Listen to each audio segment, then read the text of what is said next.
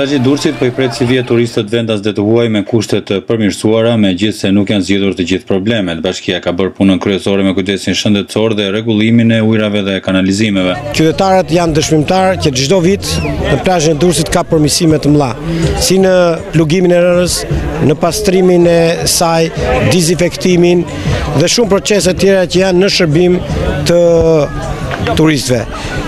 Qyteti i Durrësit, plazhi i Durrësit është shumë herë më i pastër nga ai që ka qenë në vitet e kaluara. Krahas pushuesve vendas që në qershor kanë ardhur në plazhin e Durrësit edhe shumë turistë nga Gjermania. Ka shumë gjëra e bukura. Plazhi është shumë i bukur. Edhe kjo Volga pëlqen edhe fëmijëve, ku ka karusel, edhe ka gjëra si amfiteatri ose si kolona nga kohën e romanikëve. Është shumë bukur është për kulturën, për pushimet, për plazhin, për kohën me familjen. Danieli është një nga turistët e pakët që njeh dhe flet gjuhën shqipe sepse ka ardhur edhe herë të tjera. Ai propozon edhe disa rregullime të tjera për trafikun dhe autobusët në Durrës. Trafiku është shumë rrezikshëm për fëmijët. Ndoshta më shumë semafor ose më shumë linja autobusat që mund të shkojnë me fëmijët kë vende të tjera, shumë komplikuar me fëmijët të shkojmë në shumë vend. Elka është një tjetër pushuese që e ka nisur plazhin herët, ajo është banore e Durrësit dhe vlerëson si rregullimet ashtu edhe problemet. Janë bërë më mirë, por mund të jetë edhe pak më mirë.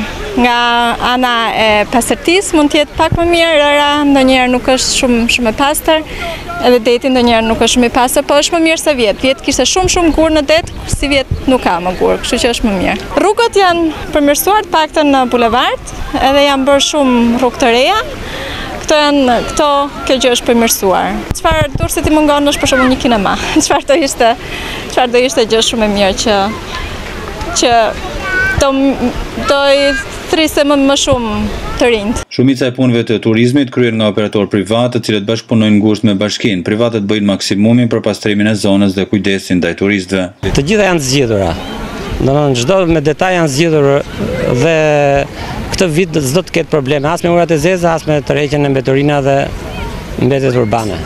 Tani një problem që ne kemi shumë imediat është problemi i dezinfektimit. Ne e bëm sa mundëm, por do një dezinfektim total që të ndërhyjë qeveria, ndoshta edhe me avion që të dezinfektohet gjithë zona përreth plazhit. Shqipëria po përpiqet të shtojë shërbime turistike vitet e fundit, duke tërhequr për herë më shumë vizitor nga mesdheu. Vetëm dekadën e fundit në Shqipëri po flitet dhe po punohet seriozisht për turizmin, pas gjysmë shekull izolimit të diktaturës komuniste.